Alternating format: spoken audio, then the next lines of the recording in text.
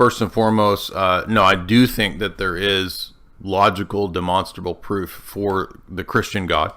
I think the transcendental argument is a valid, sound, logical argument. I think that the argument is itself about the status of logic and reason itself. So no, I would not ask a person to believe Christianity just simply on hearsay or because somebody claimed to have had XYZ experience. My argument is that these necessary preconditions for knowledge are in place, and that the necessary condition of these things is God, and that's the argument for God's existence. I hear you. When I'm agreeing with you, here's where we agree. We agree that logic is a necessary condition for knowledge. We agree on those things. What we don't agree on is that God is a precondition for that. What I'm asking you to demonstrate, because you're claiming God is a precondition, is that the God actually exists to be a precondition. Simply saying the argument's already for God's existence. This is what you're missing. And so where's the demonstration for that other than an assertion? Debate right now is the demonstration. No, it's not. I mean, if we're just going to make flat out assertions, then you assert your right. That's an argument. It's not an argument. You haven't presented a single argument for the entire thing. You've presented colloquial, kind of loose arguments, but there's not.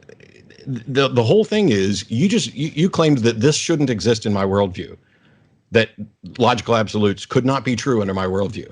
The fact that you're presupposing that there is an explanation for why they're absolute rather than just recognizing that they are. That would be being arbitrary and being ad hoc, and typically in debates that's not allowed. What is the transcendental argument for the existence of God, often referred to just as TAG, T-A-G? I think a good metaphor for this is everybody, when they're looking onto reality, when we're looking onto the world, we're all looking through a window.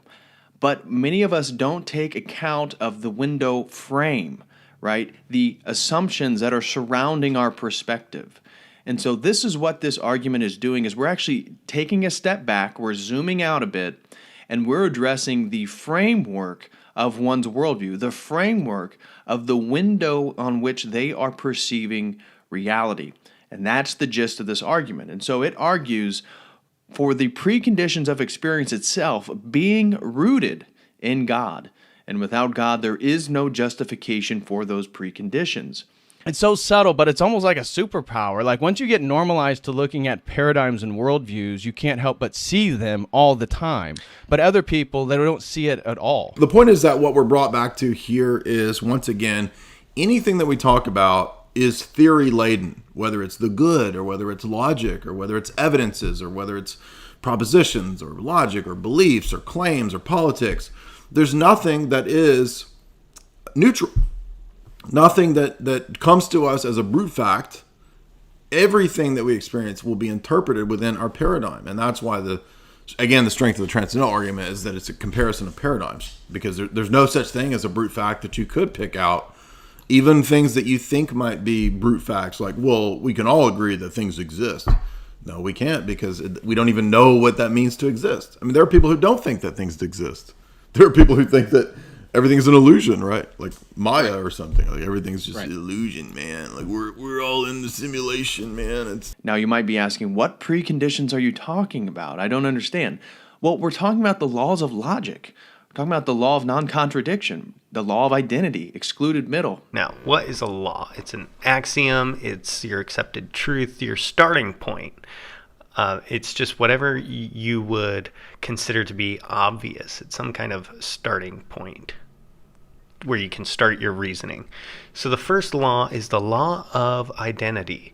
And the idea here is very, very basic. It's just that if a statement is true, then it is true. Seems obvious, seems straightforward, very easy. This is expected, just an axiom. So it also says if a statement is false, let's see. And sorry, I'm kind of going off the screen here. But then it is false. So if it's true, it's true. If it's false, it's false. And these are statements, right? This is all about logical statements. The law of excluded middle. We're not allowed to use a middle here. So any statement these statements will be either true or false, no in-betweens, right? So the law of excluded middle is that you don't get a false, right? That doesn't exist. It's either true or false, no middle ground. The law of non-contradiction. So a contradiction would be if something was both true and false, right? If it's both, it would contradict. So it's not allowed to be both either. So in the same way that the law of excluded middle said you're not allowed to be in between, this one says a statement can either be true or false, not both at the same time, right? It can't be both true and false because that contradicts. So this is the law of non-contradiction. Those are our three laws of logic. You're trying to argue for a foundation behind the laws of logic. That's the part that I'm denying, but not the laws of logic themselves. And so I would agree, if you deny the laws of logic, then we can't have any kind of conversation. We can't do anything. We are forced essentially to recognize these things, and denial of them would lead to chaos, except that I'm not doing that at all. I am denying your bald assertion that there must be a foundation. Yeah, but as a skeptic, shouldn't we have a justification for things that we believe in? Yes. There's another important section that I would call your attention to. You don't even have to understand all the ins and outs of Aristotle to understand just kind of the basic ideas of what we're dealing with here if you're new to this stuff. And it's Aristotle's Book 4 of the Metaphysics, Chapter 4. In that section, Aristotle just posits a kind of reductio where he says that if you deny logic, you're using logic to deny it. And so he says that logic itself is proven by reductio. All right, if you were to be a sophist and you argued against logic, said, Aristotle, how do you know logic's true? You would be assuming logic in the denial, and that would be a reductio. So therefore, normally speaking, we don't get sophists who question logic itself, but if we did get one of those guys, we could refute them thus in that section. What is it to reason in a correct way? You need it to be a system. You need it to be a structure. It's that pattern that's going to apply in every situation. It's supporting your methodology behind your reasoning. So that's what you can think of logic as being.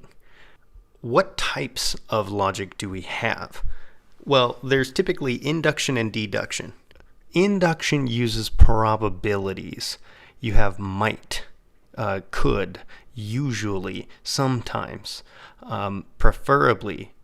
There's just a measure of uncertainty here. Saying things like most likely will be an uncertainty that occurs, and that's induction.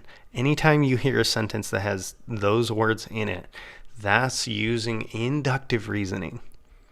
Empiricism is the dogmatic view that we're born as a blank slate, and all of the ideas that we have in our mind are acquired through some form of experience or abstraction from our experience after we begin having experiences with the world. So if one were to adopt a kind of naive empiricist view, a kind of logical positivism, what we end up with is the inability to understand or to justify the belief in the principle of induction, the regularity of nature, that the future will be like the past. Deduction is where you're dealing with absolutes. It is certainty, whereas induction was uncertainty. Deduction is certainty. It's these absolute statements of if A, then B. There's no probability.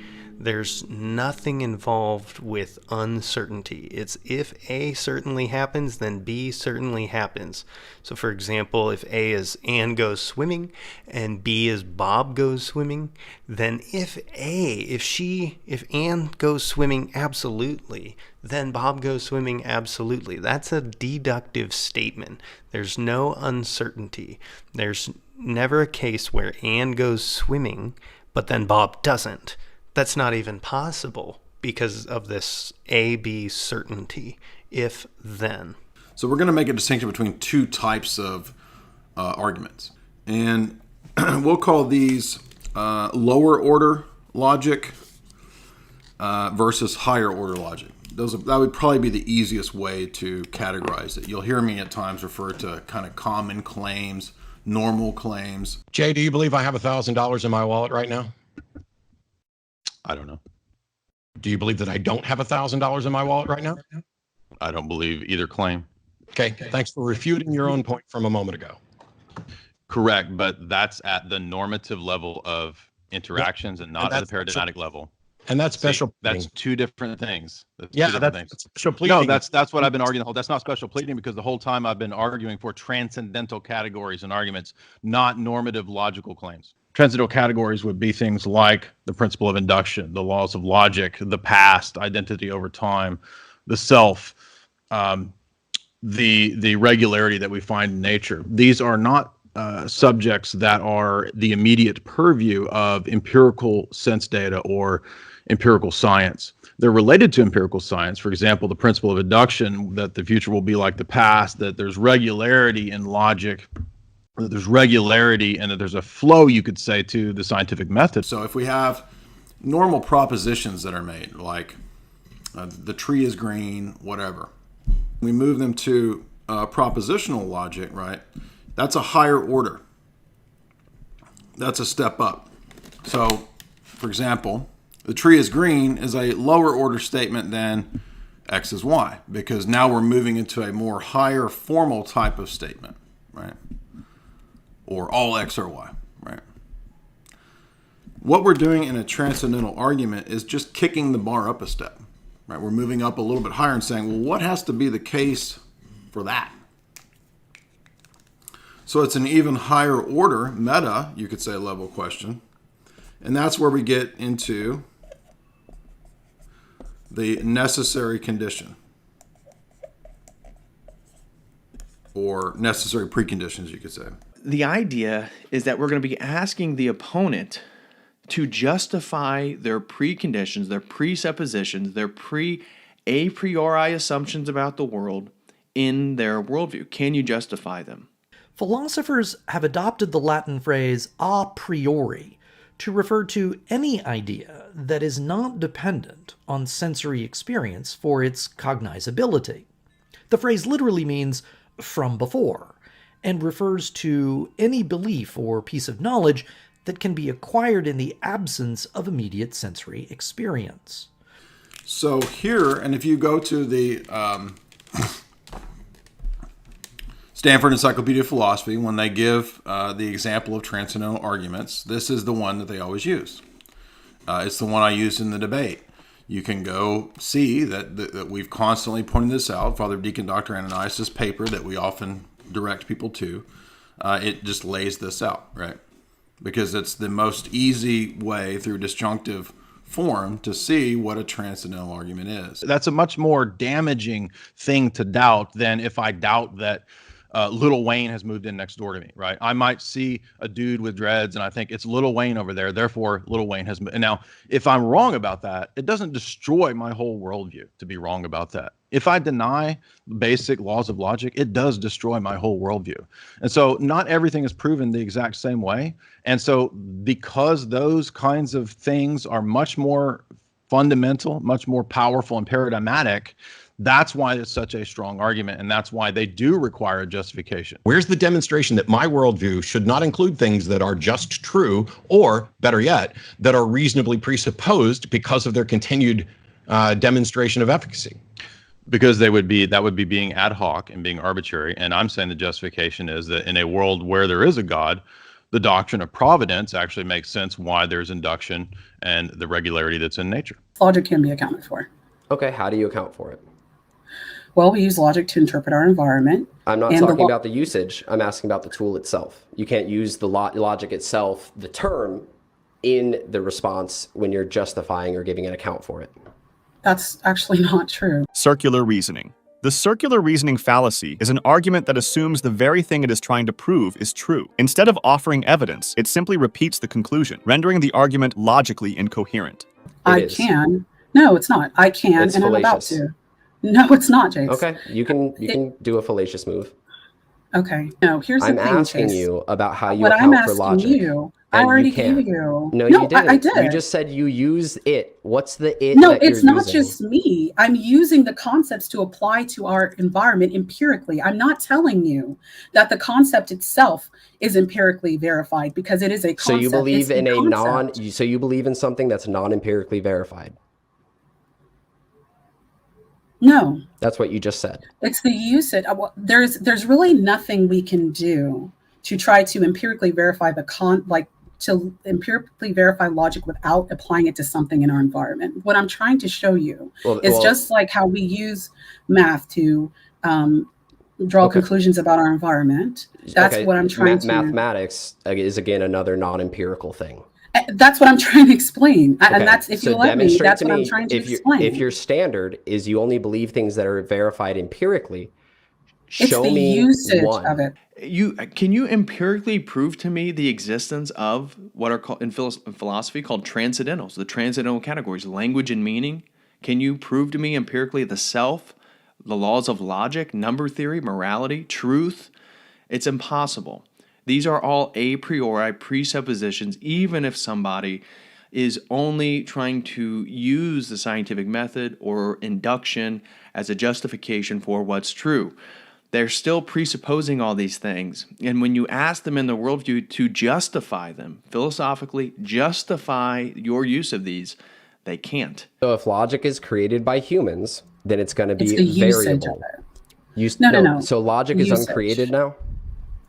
The usage of logic is what I'm logic referring itself. to. I'm not asking about the usage. You keep going to usage. I'm asking about the tool itself, right? Just the tool. Well, tools are used. So when you use it as a tool, where you refer to it as a tool, tools are used. So maybe there's another terminology you'd like to use. No, that's tool. Tool is perfect because you're saying I use the tool. I'm asking, what is the tool? How did it get there? Right. And is it invariant or is it changeable? Yes, because no, it is invariant. And here's why. Because the objective environment is consistent. That's what's in question is the objective environment, because the tool is used to measure the objective environment. Yes, it is. So, and the tool so that's what's has in question. The tool has consistently measured the objective environment. That's what I'm trying to say. That's so what's my in point question. is, that's fallacious. This admission that I don't have an explanation for why there is truth, or is there truth, or why are the logical laws apparently absolute and inviolable, isn't an admission of intellectual bankruptcy. It is an admission of what appears to be the facts of the case. We're just talking about, can you justify these immaterial things that we use, like that we accept just on face value? Like they're just, I don't know, they're just given. That's just the way it is. You know, it's like, that's not a good enough answer for me. And I think it's not a good enough answer for a lot of people. Logic is a created universal based on God's divine idea for it called the logi. This is an invariant thing, an invariant pattern after which God created logic. Logic is how do you know God exists in order to create logic? Because there's certain things necessary to make knowledge claims at all. These things are necessary, but they do no. And those things are fulfilled by God. And told me not to. How? Do you want me to repeat the same thing I just said? So logic, for example, is a created universal based on God's divine idea.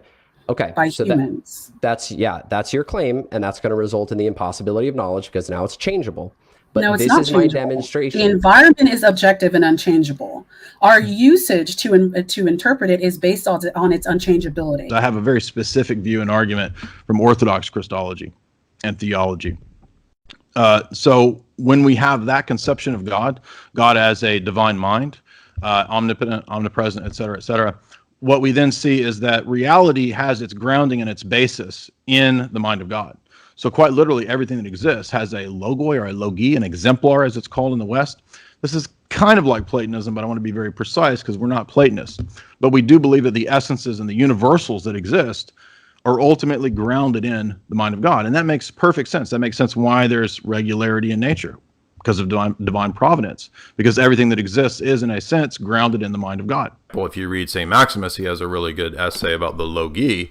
And one of the things in his logi doctrine is that he thinks that the divine ideas are the undergirding structure, fabric, and way that the world is constructed. It's like the fabric of how reality is constructed in the divine mind, and that's a perfect justification and providential way for reality to be guided, to be held together, etc. So there's a specific metaphysic that we have that the other worldviews like deism don't have. And what I'm saying is that when you adopt those positions, they end up in absurdity. So in other words, it doesn't actually do us any good to admit deism, because deism wouldn't solve the problems, for example, of predication.